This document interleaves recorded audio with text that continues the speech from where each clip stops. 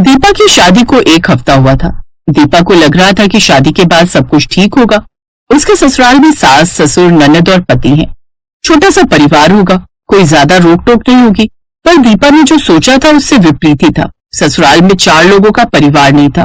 दीपा की सास की बहुत दूर दूर तक रिश्तेदारी थी। आए दिन दीपा की अलग अलग सास आई रहती थी। दीपा बहू, ये तुम्हारी मौसी सास है, पैर छुओ सासू माँ के। जीती रहो बहू, अब जल्दी से पोते का मुंह दिखा दो।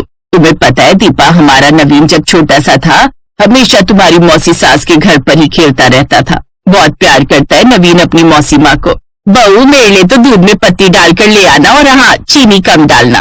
काफी देर तक मौसी सास बातें करती रही, तभी पड़ोसन भी आ गई। राम राम सुमित्रा बहन, कैसी हो? अरे पुष्पा बहन भी आई हुई है। आओ आओ कमलेश, कैसी हो? बहू, ये भी तुम्हारी सास ही है, इनके भी पैर छुओ। अरे बहू, तुमने मेकअप नहीं किया? अभी तो तुम्हारी नई नई शादी हुई है। थोड़ा लिपस्टिक बिंदी लगा कर रहा करो।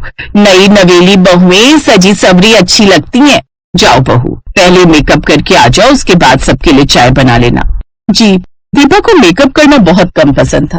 वो लिपस्टिक बिंदी वगैरह कम ही लगाती थी, पर सबके कहने पर उस दिन उसने मेकअप कर लिया। अब तो ये रोजाना का ही नियम बन गया था। कोई ना कोई रिश्तेदारी की सास घर पर मिलने आती रहती थी। दीपा बहू, ये मेरे बचपन की सहेली है शकुंतला। ये भी तुम्हारी सास ही है, कुछ दिनों के लिए रहने के लिए आई है। और ये शकुंतला की बहन मालती, उनकी बेटी की शादी है। बहू, मालती मेरी बहन है, इस नाते ये भी तुम्हारी सास हुई। मालती के भी पैर छुओ।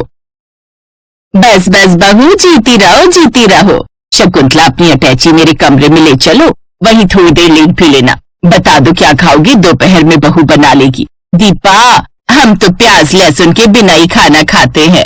तो कोई बात नहीं, तुम्हारे लिए बिना प्याज लहसुन का खाना बन जाएगा। बहू तुम्हारे लिए अलग बना देगी। दीपा बहू, इनके लिए बिना लहसुन प्याज का खाना बना देना। हाँ बहू, और ध्यान रखना बर्तन में प्याज और लहसुन बिल्कुल नहीं लगना चाहिए। बर्तन को पहले अच्छे से धो लेना। जी आंटी जी। अरे बहू, आंटी नहीं, सासू माँ कहो इन दोनों को। ये दोनों भी तुम्हारी सासू माँ ही हैं। जी माँ जी।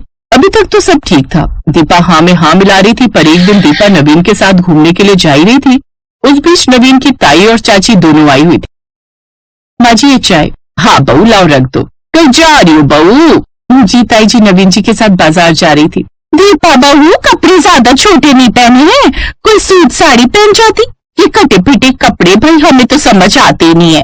पता नहीं तुम आजकल की बहुएं ये टाइट कपड़े और छोटे छोटे टॉप कैसे पहन लेती हो। हमारी बहुएं तो नहीं पहनती। मजाल है अगर ऐसे कपड़े पहनकर कहीं घूमने के लिए चली जाएं। हमने तो इतना बोला ही नहीं है, अपनी बहू को इतनी छूट देते नहीं है। सुमित्रा, तुमने बहू को मना नहीं किया इस तरह के कपड़े पहनने के लिए? रहने दो भाभी, ये आजकल की बहुएं हैं, भाभी मना करे और ये मान जाए, ऐसा हो ही नहीं सकता। दीपा कोई कुर्ती वगैरह पहन लेती जीन्स के साथ। ये टॉप बहुत छोटा है। वो मैं ये टॉप मैं लाया था दीपा के लिए। मैंने कहा था दीपा को कि आज मूवी देखने जाएंगे, तो ये टॉप पहनने में क्या बुराई है? माँ, इस टॉप में क्या दिक्कत लग रही है आपको? और चाची जी आपको? नवीन अभी बात पूरी ही कर रहा था कि तभी उसके पापा आ जाते हैं। नवीन की माँ, कल हमें गांव जाना है, सब नई बहू से मिलना चाहते हैं, तो माँ ने गांव बुलाया है। भाई साहब का दुकान से फोन आया था, नई बहू को लेकर जाना होगा, उन्होंने स्पेशल बोला है। देवर जी, इनका फोन आया था, मैं बात कर लेती हूँ, फिर तो हम सबको कल गांव निकलना होगा। बहू, अब तुम तैयार हो जाओ, गांव में बहुत बड़ी रिश्तेदारी है हमारी सासू माँ यानी तुम्हारी दादी सास अब तुम्हें वहीं मिलेंगी। दीपा और नवीन घूमने के लिए चले गए। थैंक यू नवीन जी, मेरा साथ देने के लिए। दीपा, 7 फेरे और 7 वचन निभाते हुए मैंने एक वादा ये भी किया था कि मैं हमेशा तुम्हारे साथ निभाऊंगा। ओके नवीन जी, गांव में कौन कौन रहता है? मुझे तो बहुत घबराहट हो रही है। यहाँ पर ही मैं अभी तक इतनी सारी सासों से मिल चुकी हूँ, यहाँ पर पता नहीं कौन कौन मिलेगा। हाँ ये तो है, गाँव में दादी जी, परदादी जी और उनकी बहनें, बहनों की बहनें सब शुरू से गाँव में रहती हैं। अब कुछ दिन के लिए तो तुम्हें उन्हें झेलना पड़ेगा। अगले दिन पूरे परिवार के साथ दीपा गांव के ससुराल में पहुंचती है। दीपा को लगा था कि गांव में उसे बहुत परेशानी महसूस होगी, पर दीपा को तो गांव में इतना प्यार मिला जैसा उसने सोचा भी नहीं था। गांव में दीपा की दादी की, परदादी की 10-12 तो बहनें थी। उसके अलावा बहनों की देवरानी, जेठानी और उनकी भी सास। कुल मिलाकर गांव में दीपा को 100 सासों से मिलने का मौका मिला। दीपा बहू, गिनती कर लो, तुम्हारी 1-2 सास नहीं है, बल्कि ये समझ लो तुम्हारी ससुराल 100 सासों वाली ससुराल है। सब तुम्हें प्यार देंगी। हमारे यहाँ सब एक साथ मिलजुल कर रहते हैं। हर परिवार में बहुत प्यार है। गांव में जितने भी दिन रहोगी तुम्हें किसी चीज की कमी नहीं रहेगी। अच्छा मुझे एक बात बताओ, तुम्हें सुमित्रा ने तंग तो नहीं किया ना? क्योंकि मैं भी इसकी सास हूँ। और हाँ, मेरी भी सास वो बैठी है, यानी कि तुम्हारी परदादी सास। बिल्कुल ठीक कह रही है जानकी। सुमित्रा अपनी बहू को बेटी की तरह प्यार देना। अपना घर छोड़कर बेटियां ससुराल आती है ना, तो उन्हें बेटियों की तरह प्यार और दुलार की जरूरत होती है। खूब संजो कर रखना अपनी बहू को, बहुत लाड प्यार देना, जैसा मैंने जानकी को दिया और जानकी ने तुम्हें, और तुम्हारी इन दोनों देवरानी जेठानी को दी।